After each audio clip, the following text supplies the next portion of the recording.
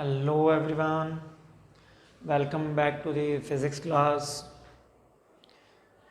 So we are doing the chapter moving charges and magnetism, and in this chapter we are going to do now the topic Bio-Savart's law. The topic is Bio-Savart's law. What is Biot Savart's दो scientist थे जिन्होंने किसी भी current carrying wire से कि magnetic field कितना लगता है वो कैलकुलेट करने के लिए हमें कॉन्सेप्ट बताया था, that is Biot Savart's law. Okay, Biot Savart's law is use to determine the magnetic field at any point due to a current carrying conductor. अगर मान लो हमारे पास ये करंट कैरिंग कंडक्टर है, ये क्या पड़ा है, एक करंट कैरिंग कंडक्टर. इस करंट कैरिंग कंडक्टर की वजह से किसी भी पॉइंट पे अगर हमने मैग्नेटिक फील्ड कैलकुलेट करना हो, मतलब इस पॉइंट पे इस वायर की वजह से अगर हमने मैग्नेटिक फील्ड कैलकुलेट करना हो तो कितना होगा, उसकी डायरेक्शन क्या होगी, that will we can calculate using Biot Savart's law. Biot Savart's law का यूज़ करके हम उसको कैलकुलेट कर सकते हैं. So Biot Savart's law is use to determine the value of magnetic field at any point due to current carrying conductor. एक current carrying conductor की वजह से किसी एक पॉइंट पे मैग्नेटिक फील्ड कितना लगता है उसको कैलकुलेट करने के लिए हम बायो सावर्ट्स लॉ यूज़ करेंगे. ओके, तो बायो सावर्ट्स लॉ क्या कहता है, क्या फॉर्मूला है इसका, कैसे हम वायर की वजह से मैग्नेटिक फील्ड कैलकुलेट कर सकते हैं. Suppose we have a straight wire. Okay, हमारे पास एक वायर है, ये इसमें करंट चल रहा है इस डायरेक्शन. ओके, इसकी लेंथ हमें पता है, very small element A B of length d l. हमने क्या किया, इसका एक स्मॉल एलिमेंट हमने मान लिया, दैट स्मॉल एलिमेंट इतना हमने इसका पोर्शन मान लिया, इसकी जो लेंथ है that is A B is equal to D l. जो हमने इसका स्मॉल एलिमेंट माना है, पूरी वायर की नहीं, पूरी वायर का एक स्मॉल एलिमेंट मान लिया जिसकी लेंथ क्या है, डी एल. और अब इसमें जो करंट चल रहा है that current is I. Now the magnetic field at point P, which is at a distance r from the current element, जो I into dl आप लिखोगे that is current element. इसको क्या लिखा जाएगा, करंट एलिमेंट. क्यों, क्योंकि करंट और एलिमेंट की जो लेंथ है वो हमने दोनों लिख दी, दैट इज करंट एलिमेंट. तो इस करंट एलिमेंट की वजह से P पॉइंट पे जो मैग्नेटिक फील्ड होगा that is represented by dB. That is represented by dB. तो बायो सावर्ट्स लॉ की जो स्टेटमेंट है वो क्या कहती है कि वायर के एक स्मॉल जो एलिमेंट है उसकी वजह से किसी एक पॉइंट पे जो मैग्नेटिक फील्ड लग रहा है, अब एलिमेंट स्मॉल है तो उसकी वजह से मैग्नेटिक फील्ड भी स्मॉल लगेगा, that is d B sorry. Biot Savart's law की स्टेटमेंट है कि ये जो मैग्नेटिक फील्ड लगता है small, that is directly proportional to current passing through the conductor. जो कंडक्टर में से करंट पास कर रहा है उसके डायरेक्टली प्रोपोर्शनल होगा जो मैग्नेटिक फील्ड लग रहा है आपके पास. Okay, first. सेकेंडली ये बोला गया है कि जो मैग्नेटिक फील्ड है that is directly proportional to the length of element. जो एलिमेंट है हमारा यहाँ पे डीएल, उसकी लेंथ जितनी ज़्यादा होगी उसके डायरेक्टली प्रोपोर्शनल, जितनी लेंथ ज़्यादा उतना मैग्नेटिक फील्ड वहाँ पे ज़्यादा लगेगा. तो मैग्नेटिक फील्ड करंट के भी डायरेक्टली प्रोपोर्शनल है, लेंथ ऑफ द एलिमेंट जो आपने लिया कंडक्टर की लेंथ, जो स्मॉल एलिमेंट उसकी लेंथ के भी डायरेक्टली प्रोपोर्शनल. नेक्स्ट थर्ड ये है कि जो मैग्नेटिक फील्ड है that is directly proportional to sine of angle between d l and r. अब डीएल तो है इधर, ये तो हो गया डीएल, और आर हो गया इधर, तो इन दोनों में ये एंगल है थीटा. मतलब डीएल किधर लेंथ आपने लिया और किधर आर है उसका जो डिस्टेंस है, उन दोनों के बीच में जो एंगल है थीटा. तो d B is also directly proportional to sine of angle between d l and r. Sine of angle between d l and r. D l है और जो आर है उन दोनों के बीच का जो एंगल बन रहा है उसको साइन ट्रिग्नोमेट्रिक फंक्शन लगाओ, डीबी उसके डायरेक्टली प्रोपोर्शनल होगा. And fourth one, d B is inversely proportional to distance square. मतलब जो एलिमेंट से उस पॉइंट तक का जो डिस्टेंस है उसके स्क्वायर के इनवर्सली प्रोपोर्शनल होता है जो उस पॉइंट पे मैग्नेटिक फील्ड लगेगा इस करंट कैरिंग एलिमेंट की वजह से। तो इसका मतलब करंट कैरिंग कंडक्टर के एक स्मॉल एलिमेंट की वजह से किसी एक पॉइंट पे जो मैग्नेटिक फील्ड लगता है बायो-सावर्ट्स लॉ के according that is directly proportional to current. Okay, directly proportional to d l जो लेंथ है एलिमेंट की उसके direct proportional to sine of angle between d l and r. D l किधर है और आर किधर है, उन दोनों के बीच का जो एंगल है उसके साइन के डायरेक्टली प्रोपोर्शनल, और inversely proportional to square of distance between them, उन दोनों के बीच का जो डिस्टेंस है उसके क्या होगा, डायरेक्टली प्रोपोर्शनल। इनवर्सली प्रोपोर्शनल मतलब 1/r स्क्वायर के डायरेक्टली और आर स्क्वायर के इनवर्सली। तो अगर हम इन चारों को इकट्ठा लिखें तो क्या बन जाएगा, जो डायरेक्टली है वो न्यूमरेटर बन जाते हैं that is I D L sine theta के तो डायरेक्टली, और आर स्क्वायर के इनवर्सली। आई के डायरेक्टली है, डी एल के डायरेक्टली है, साइन थीटा के डायरेक्टली है, आर स्क्वायर के क्या है, इनवर्सली प्रोपोर्शनल। तो d B is direct proportional to I D L sine theta. Proportional का साइन जब हम रिमूव करते हैं इक्वल में चेंज करते हैं तो राइट हैंड साइड में कांस्टेंट लगता है, constant is mu not by 4 pi, constant is mu not by में 4 pi I D L sine theta by are square. Mu not by 4 pi constant है, okay, proportionality constant जो लगा I D L sine theta by में R square. तो ये आपके पास जो magnetic field बना है करंट कैरिंग एलिमेंट की वजह से एक पॉइंट पी पे यूजिंग बायो-सावर्ट्स लॉ उसको कैलकुलेट करने का ये फॉर्मूला आ गया that is mu not by 4 pi I D L sine theta by are square. I is current, d l उस एलिमेंट की length, theta angle between d l and r perpendicular distance of the point from the element, and mu naught by 4 pi is constant. So this is the formula to calculate magnetic field at a point due to small current element of a conductor. अब यहाँ पे जो mu naught by 4 pi हमारा आया है, value of this mu naught by 4 pi is because this is a constant, its value is 10 to power minus 7. mu naught by 4 pi की जो value है that is 10 to power minus 7. तो यहाँ इसकी value पता है, करंट हमें given होगा, एलिमेंट की लेंथ थीटा और आर स्क्वायर गिवन हो तो हम मैग्नेटिक फील्ड का मैग्नीट्यूड उस पॉइंट पे निकाल सकते हैं। ओके, ये तो था स्केलर फॉर्म में। अगर हम वेक्टर फॉर्म में करना चाहें तो यहाँ पे जो मैग्नेटिक फील्ड का मैग्नीट्यूड तो आ गया, डायरेक्शन अगर वेक्टर फॉर्म में अगर हम इसको लिखना चाहें तो वेक्टर फॉर्म में क्या बन सकता है, डी बी को बराबर लगाओगे तो वेक्टर मैग्नीट्यूड तो ये है ही mu not by 4 pi I D L sine theta by are square, magnitude आ गया इनटू डायरेक्शन। आपने लिखना डायरेक्शन के लिए हमेशा क्या लगता है, यूनिट वेक्टर।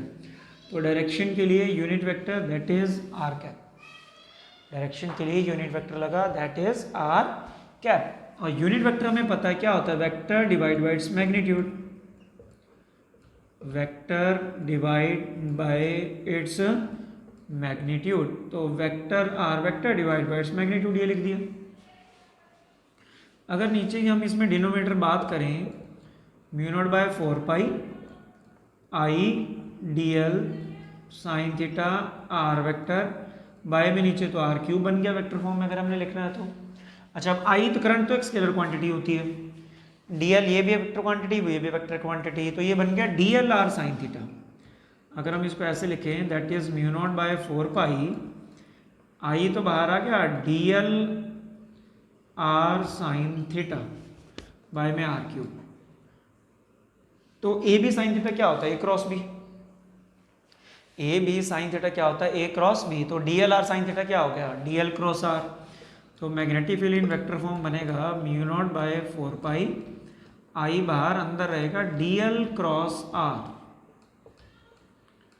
बाय में आर क्यूब। अगर आपने वेक्टर फॉर्म में लिखना है तो D L cross r, d L cross r, A cross B क्या होता है, ए बी साइन थीटा। तो डी एल क्रॉस आर क्या हो जाएगा, d L R sine theta, वही बन जाएगा। This is in vector form.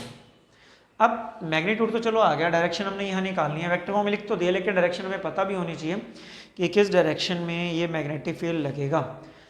DB की जो डायरेक्शन वही होगी जो इनके क्रॉस प्रोडक्ट की डायरेक्शन होगी, मैग्नेटिक फील्ड पी पॉइंट पे जो लगेगा वो उसकी वही डायरेक्शन होगी जो इनके क्रॉस प्रोडक्ट की डायरेक्शन होगी, that is d L cross r, d L cross r. Using right hand thumb rule से भी आप कैलकुलेट कर सकते हो।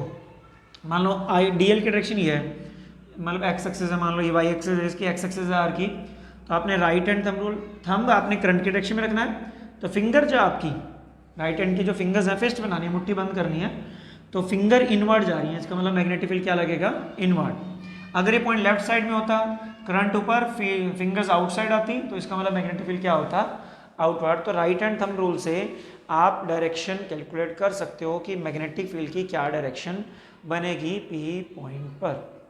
Okay, so this was the bio-Savart's law in scalar form and vector form. अब हम इसकी एप्लीकेशंस करेंगे कि बायो-सावर्ट्स लॉ से हम मैग्नेटिक फील्ड कैसे कैलकुलेट कर सकते हैं due to different configurations. Now let us discuss applications of Biot-Savart's law, मतलब यूज़ करना है बायो-सावर्ट्स लॉ को, बट उससे पहले हम बायो-सावर्ट्स लॉ के अकॉर्डिंग जो हमारा रिजल्ट आया, that is mu not by 4 pi I D L sine theta by are square. ये मैग्नेटिक फील्ड आया due to small element of current carrying conductor, उसकी वजह से मैग्नेटिक फील्ड हमारा कैलकुलेट हो गया। तो अब हमारी एप्लीकेशंस आ रही हैं बायो-सावर्ट्स लॉ को यूज़ करना डेरिवेशन में। फर्स्ट जो हमारी एप्लीकेशन है दैट इज मैग्नेटिक फील्ड, हमने कैलकुलेट करना है magnetic field due to infinitely long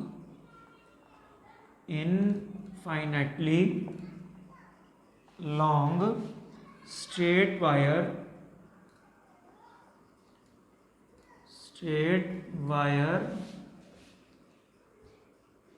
carrying current। जो ये एक बार दोबारा लिख दूंगा मैं, कोई बात नहीं, यहाँ स्पेस यूज हो रहा है। तो magnetic field due to infinitely long straight wire carrying current, मतलब हमने क्या करना है, मैग्नेटिक फील्ड कैलकुलेट करना है due to infinite long straight wire. Infinite long straight wire का क्या लॉजिक है, यहाँ पे देखो, तो ये मैंने वायर ली, इसमें करंट चल रहा है, कैरिंग करंट स्ट्रेट है। इनफाइनाइट लॉन्ग का मतलब आपको इसकी लेंथ क्लियर नहीं है अभी कितनी है, तो आपको अगर वायर को इनफाइनाइट दिखाना हो तो एंड पे डॉट्स लगा दो, this is it means dotted होने का मतलब है कि इनफाइनाइट लॉन्ग है। ये मैंने डॉटेड किया ऊपर से, यहाँ तक तो वायर दिखाई है, सॉलिड पोर्शन तो दिखाना पड़ेगा, करंट इसमें चल रहा है, उससे नीचे डॉटेड दिखाई है, ठीक है।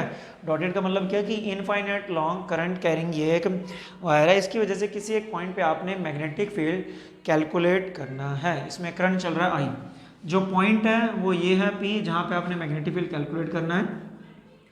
इसका जो परपेंडिकुलर डिस्टेंस है कंडक्टर से, परपेंडिकुलर डिस्टेंस मतलब 90 डिग्री के एंगल पे अगर हम डिस्टेंस देखें, that is represented by x, और इस सेंटर को नेम दे दिया गया ओ। इसका मतलब O P is equal to क्या हो गया, एक्स। अब हमने क्या करना है, इसका एक स्मॉल करंट एलिमेंट हमने लेना है। यहाँ पे मैंने इसका एक स्मॉल करंट एलिमेंट ले लिया, दिस इज ए बी, और जिसकी लेंथ क्या है, डी एल। तो A B is equal to D l, ये बन गया small element of conductor. Conductor का आपने small element d l length का ये ले लिया, उसी कंडक्टर के ऊपर A B is equal to D l. इस कंडक्टर का जो सेंटर है दैट इज सी, उससे इस पॉइंट का जो डिस्टेंस है दैट इज आर। ये सेंटर इसका सी बनेगा, और सी से जो पी का डिस्टेंस है दैट इज आर। तो C P is perpendicular distance तो एक्स है, उस एलिमेंट से उस पी पॉइंट का जो डिस्टेंस है दैट इज आर। करंट इसमें चल ही रहा है, तो बायो-सावर्ट्स लॉ का यूज करके हम क्या करते हैं, पहले स्मॉल एलिमेंट की वजह से वहां मैग्नेटिक फील्ड निकालते हैं। ओके, यूजिंग बायो-सावर्ट्स लॉ, मैं इसको दो पोर्शन में डिवाइड कर देता हूँ ताकि थोड़ा स्पेस यूज होगा हमारा, डेरिवेशन लंबी है थोड़ी, ये पार्टीशन कर दिया मैंने इसका। Using bio-Savart's law, Biot Savart's law क्या कहता है कि magnetic field at point P, P point में magnetic field due to current element, जो करंट एलिमेंट हमने ये लिया that is A B is equal to D L, इसकी वजह से पी पॉइंट पर मैग्नेटिक फील्ड निकालते हैं। तो बायो-सावर्ट्स लॉ क्या कहता है, स्मॉल एलिमेंट की वजह से मैग्नेटिक फील्ड क्या होता है, d B is equal to mu not by 4 pi I D L sine theta by are square, I D L sine theta by are square. मैंने मैग्नेटिक फील्ड का result पीछे use किया ही है कि बायो-सावर्ट्स लॉ की वजह से एक पॉइंट पे मैग्नेटिक फील्ड कितना होगा वो हमने कैलकुलेट कर लिया। अब बात आती है थीटा की। थीटा जो एंगल था वो हमने पहले ही पढ़ लिया कि किस किस के बीच में हमने एंगल लिया, वो देख लेते हैं। थीटा किस किस के बीच का एंगल था, दैट इज डी एल और आर के बीच का एंगल था। इट मीन्स ये डी एल यार ये एंगल थीटा है। अब जो पी पॉइंट पे इसके बीच में एंगल बन रहा है दैट इज एंगल फाई, ये फाई, ये थीटा था वो फाई है। तो अब हमने इसकी बजाय थीटा को फाई में कन्वर्ट करना है। ओके, ये आपको ट्रायंगल दिख रही होगी C O P, triangle C O P, right angle triangle है ये, ऐसे C O P. Right angle triangle में तीनों एंगल का सम 180 होता है। ये एंगल 90 है, तो इन दोनों एंगल का सम क्या बचेगा, 90 बचेगा सम। तीन एंगल का सम 180, 90 इसका अकेले का, theta plus phi that is also 90। तो theta plus phi is equal to 90 degree. तो यहाँ से अगर मैं थीटा की वैल्यू निकालना चाहूँ, थीटा क्या हो गया 90 माइनस फाई, थीटा क्या आ गया 90 माइनस फाई। नाउ जो हमने ऊपर साइन थीटा लिया है, साइन थीटा को मैं क्या ये लिख सकता हूँ, साइन थीटा की जगह ये 90 माइनस फाई, थीटा की जगह क्या लिख दिया 90 माइनस फाई।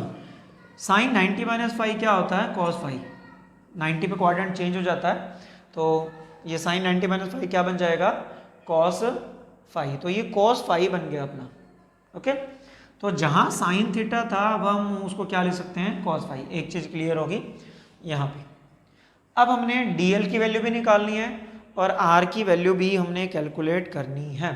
ओके, तो अब इस ट्रायंगल पे आओ, इसमें एंगल के सामने ये क्या है, एंगल के सामने थीटा एंगल, ये एंगल के सामने ये परपेंडिकुलर, ये बेस ओ से ये जो सी का जो लेंथ है दैट इज एल, मतलब ओ जो है और ए बी का जो सेंटर है सी, उसका डिस्टेंस आपके पास एल है।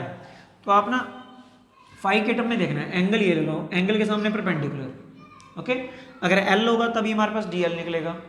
तो परपेंडिकुलर बाय, अगर आप बेस करते हो तो टेंजेंट में कन्वर्ट होगा, परपेंडिकुलर बाय अगर आप करते हो आर, परपेंडिकुलर बाय अगर आप हाइपो करते हो तो आप साइन से इसको कर सकते हो।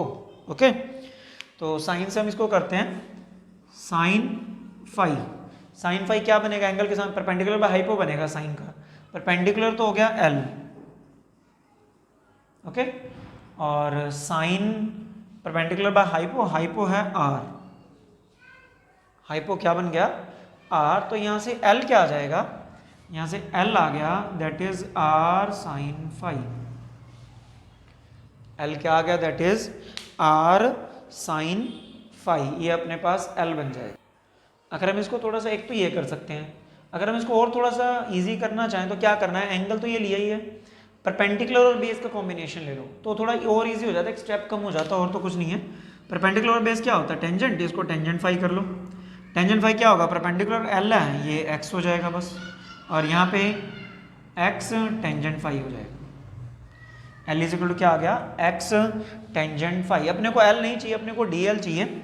नाउ हम इसका डेरिवेटिव करेंगे, d l is equal to क्या आ गया इसका डेरिवेटिव, डी एल एक्स का as it is, tangent phi का क्या होता है secant square phi, tangent phi का डेरिवेटिव क्या बना सीकेंड स्क्वायर फाई, ठीक है। अब तो टेंजेंट का हुआ, फिर फाई का क्या बनेगा आगे d phi, x as it is tangent phi का सीकेंड स्क्वायर फाई, और फिर जो आपका डी फाई, फाई का आगे डेरिवेटिव डी फाई, ये अपने पास डी एल की वैल्यू आ गई। हमने यहाँ साइन थीटा को पहले कोस में कन्वर्ट कर लिया, ये आ गया एक हमने डी एल की वैल्यू रख दी। अब हमने निकालना है आर, आर को भी एक्स की टर्म में ही निकाल लेना, एंगल के सामने ही परपेंडिकुलर, ये बेस ये हाइपो, आर को एक्स के टर्म में निकाला, एल भी एक्स के टर्म में निकाला है, आर भी एक्स के टर्म में, तो एंगल के साथ परपेंडिकुलर, ये बेस, बेस और हाइपो का कॉम्बिनेशन ले लेना, क्योंकि आर तो अपने को चाहिए एक्स के विद रिस्पेक्ट टू निकाल लो।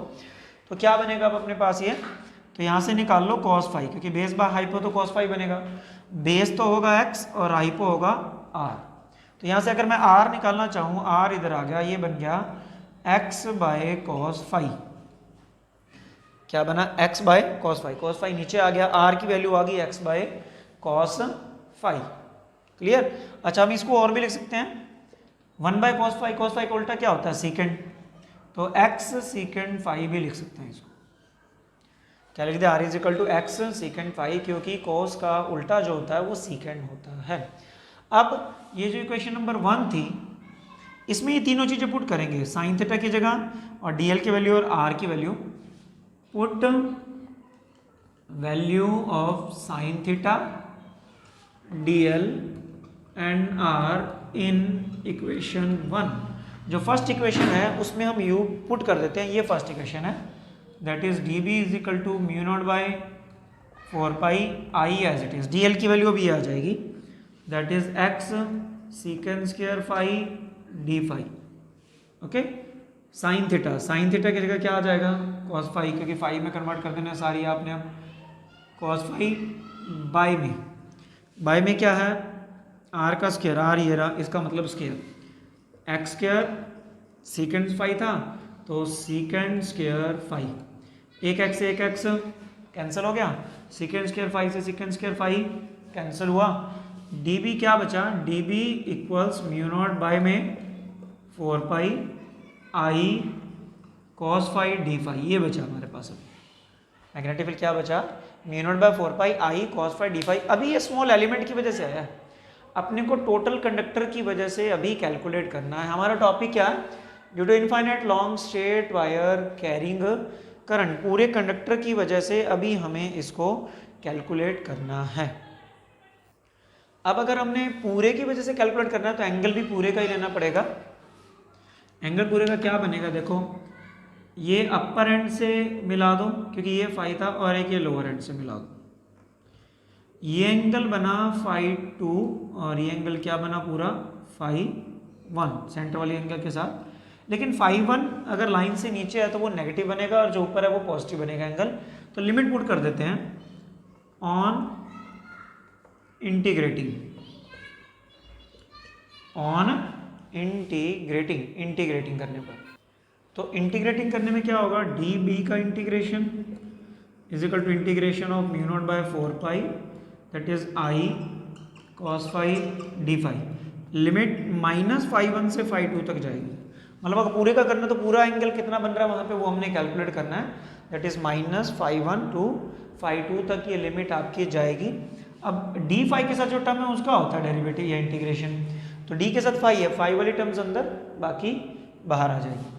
तो डी बी का तो बी बन गया, ये बाहर म्यू नॉट बाय 4 पाई बाहर, आई भी बाहर, ठीक है।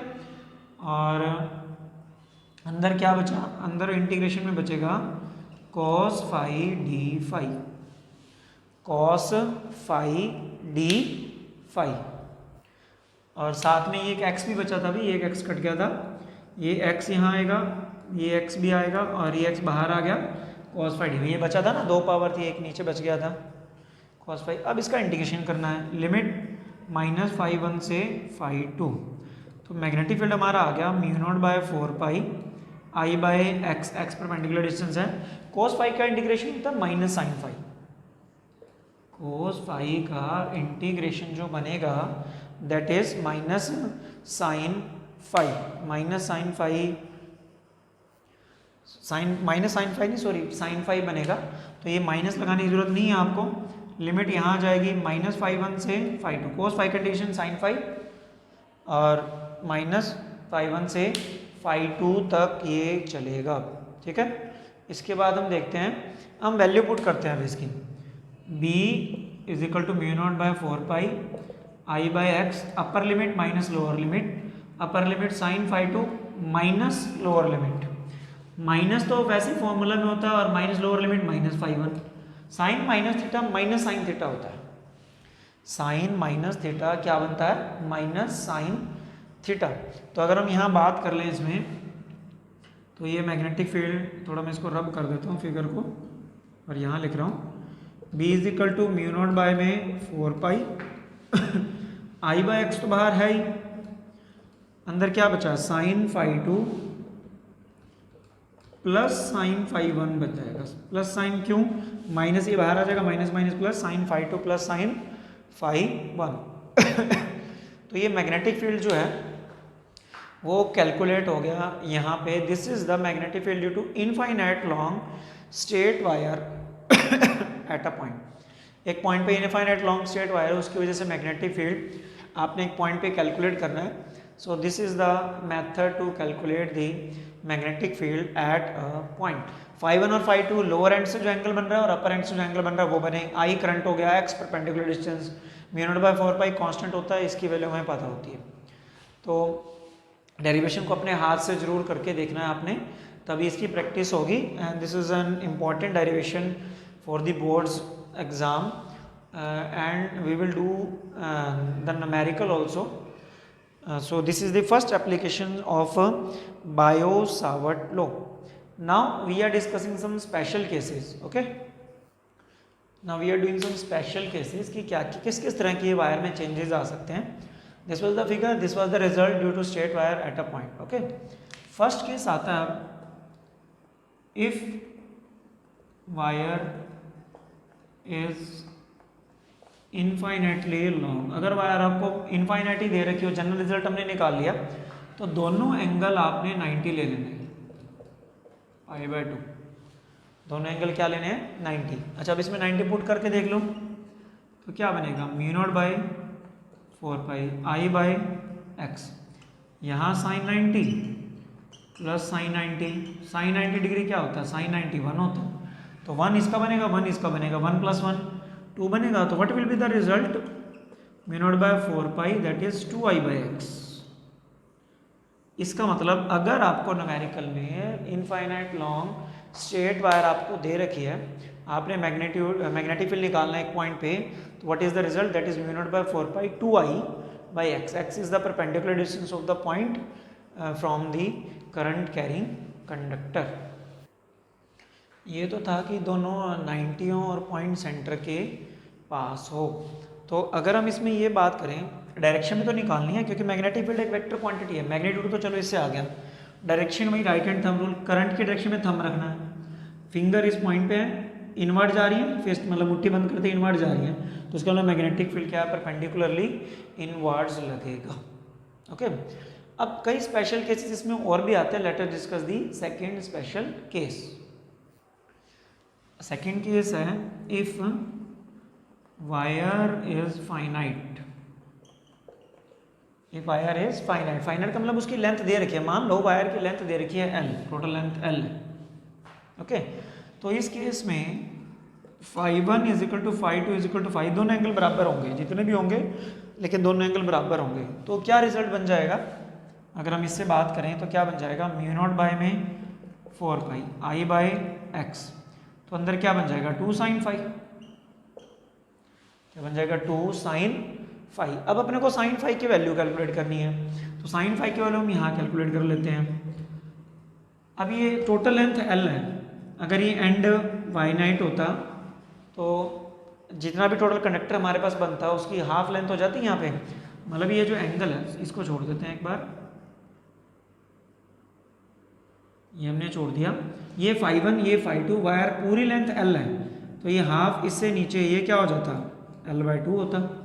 ये φ1 को हमने φ बोला हुआ, अब ये एंगल φ है, तो अब sin φ निकालना है. साइन क्या होता है? Perpendicular by hypo.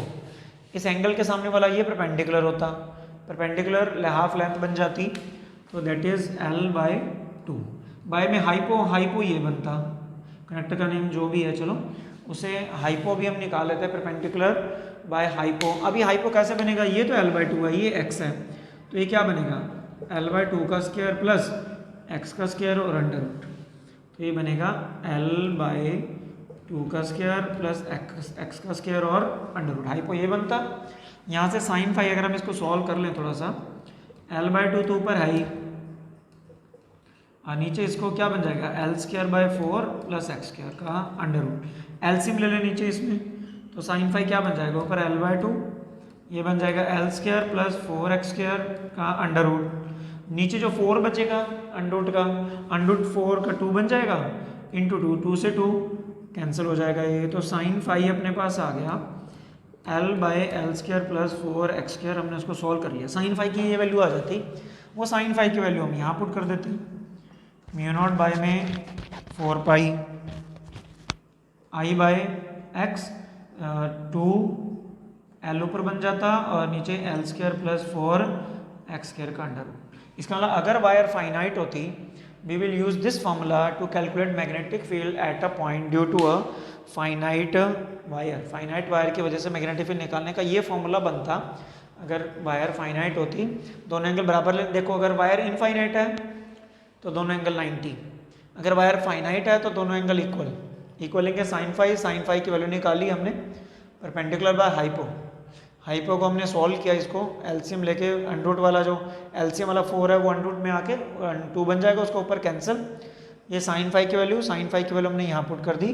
This is the final result due to magnetic field due to a finite wire at a point. So these two are the special cases of Biot-Savart's law.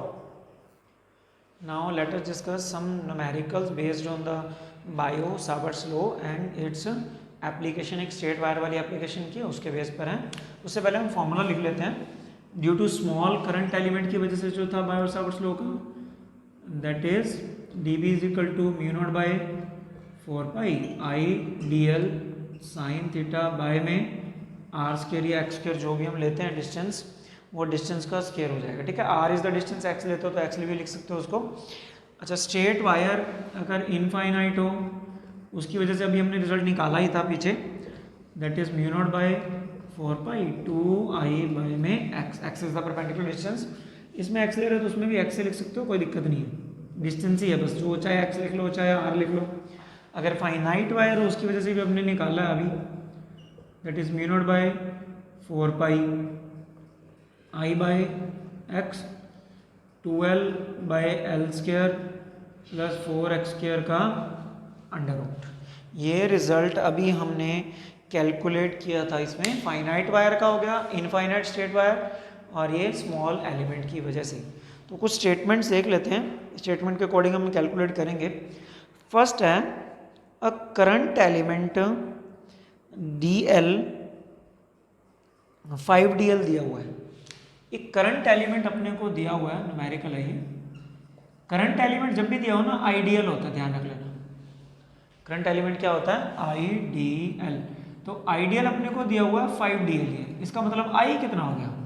I हो गया 5 ampere. Ideal 5DL दिया हुआ है तो I इसका मतलब 5 ampere हुआ।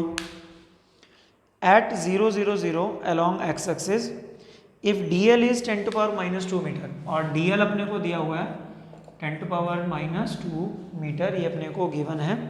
Find magnetic field at a distance of 0.25 metre on y axis। देखो अब जो करंट एलिमेंट है वो तो x axis पे लिया आपने यहाँ पे ऐसे, ये तो हो गया DL आइडियल इधर, और जो मैग्नेटिक फील्ड निकालना है वो y axis पे है।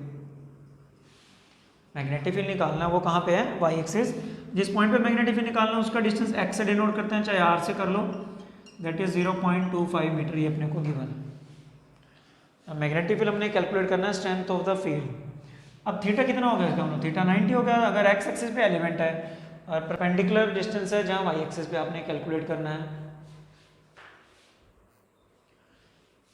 तो अब हम इसमें क्या करना है, देखो स्मॉल एलिमेंट की वजह से निकालना है। dB is equal to mu not by 4 pi की value that is 10 to power minus 7। I current हो गया 5 into 10 to power minus 2 sine theta 90 degree by में डिस्टेंस का स्क्वायर होता है, डिस्टेंस ये रहा 0.25 मीटर, 0.25 का स्क्वायर, साइन 90 1 होता है तो ये तो खत्म ही हो जाएगा। ओके, तो ये हमारे पास बनेगा जो ऊपर 5 इंटू 10 टू पावर माइनस 9 बन गया, 0.25 का जो स्क्वायर बनेगा दैट इज 0.00625। इसको हम डिवाइड करके अगर मैग्नेटिक फील्ड कैलकुलेट करेंगे द आंसर इज 8 इंटू नीचे आइडियल साइन थीटा बाय में आर स्क्वायर, हम मैग्नीट्यूड में निकाल रहे हैं पहले, तो इसको हम डिवाइड करेंगे और हमारे पास आंसर आएगा, but will be the answer. इसको हम ऐसे लिख सकते हैं 10 पावर माइनस 9, पॉइंट इधर शिफ्ट कर दो, अगर राइट साइड में पॉइंट शिफ्ट होता है तो उतनी नेगेटिव पावर्स बनती है, ठीक है, और लेफ्ट में शिफ्ट होता है तो उतनी पॉजिटिव पावर बनती हैं। तो इसको मैंने 2 पॉइंट यहाँ से यहाँ शिफ्ट कर दिया, 6.25, 2 पॉइंट शिफ्ट किया तो 10 पावर माइनस 2 dB, इसको सोल्व कर लेंगे 5 बाय 6.5, इसको तो डिवाइड कर लेंगे हम अपने आप, ये 10 पावर माइनस और प्लस हो जाएगा तो ये 7 बच जाएगी माइनस की, इसका जो आंसर आएगा दैट इज टेस्ला। इसको सॉल्व करने के बाद जो भी हमारे पास बचेगा that is magnetic field at the point P on Y axis and this is the value. Okay, next numerical, the magnitude of magnetic field 80 centimetre from the axis of long straight infinite wire. अपने को सबसे पहले एक long straight infinite wire दी हुई है, इससे 80 centimetre दूर एक पॉइंट है, ये डिस्टेंस होता है x 80 सेंटीमीटर। तो x अपने को हो गया 80 सेंटीमीटर, इसको मीटर बनाना है 10⁻² मीटर। इस पॉइंट पे जो मैग्नेटिक फील्ड है वो दिया हुआ है, that is magnetic field is 7 micro Tesla. Micro होता है 10⁻⁻6। माइक्रो क्या होता है 10⁻⁻6। 10⁻⁻6 टेस्ला हमारा ये बन गया। And calculate the current in the wire. तो इस वायर में जो करंट चल रहा है वो करंट हमने निकाला। अब लॉन्ग स्ट्रेट इनफाइनाइट वायर है, लॉन्ग स्ट्रेट इनफाइनाइट वायर की वजह से ये होता है magnetic field, that is μ0/4π2I/x। Magnetic field अपने को पता है 7 × 10⁻⁻6, μ0/4π की वैल्यू 10⁻⁷, 2 × I हमने कैलकुलेट ही करना है यहाँ पे, बाय में x डिस्टेंस ये रहा 80 × 10⁻²। तो इसको सॉल्व कर लेंगे, ये तो बन जाएगा 40, जो भी टर्म इधर आ जाएगा 7 × 10⁻�6, ये तो था ही, इधर मल्टीप्लाई है नीचे आके डिवाइड, और ये इधर डिवाइड है तो इधर आके मल्टीप्लाई 40 × 10⁻²। ओके, तो ये 10⁻⁷ ऊपर जाके +7 होगा, 7 4 × 28, 280 इंटू 10⁻, ये -6 रही, ये -2 रही, और ये +7 आ जाएगा। माइनस का 8 प्लस का 7, माइनस का 1 बचेगा, तो यहाँ माइनस का 1 बचा। इसके अकॉर्डिंग ये 10⁻⁻1 का क्या मतलब है, डिवाइड बाय 10, 0 से 0 कैंसिल, तो आंसर आ गया दैट इज 28 एम्पियर। तो वायर में जो करंट चल रहा है that is 28 ampere. So this is a method to solve the numerical based on Biot-Savart's law and some of its applications. Some of the unsolved question will be sent to you and you have to solve the question and send the pics to my personal WhatsApp group. Also आपने इसके notes prepare करने, जितने भी topic आज हुए हैं, और उसकी भी पिक्स मुझे व्हाट्सएप पे सेंड करनी है। Okay, this is compulsory for all. So we will cover up the upcoming topics in the upcoming lecture. So till then, thanks and have a nice day.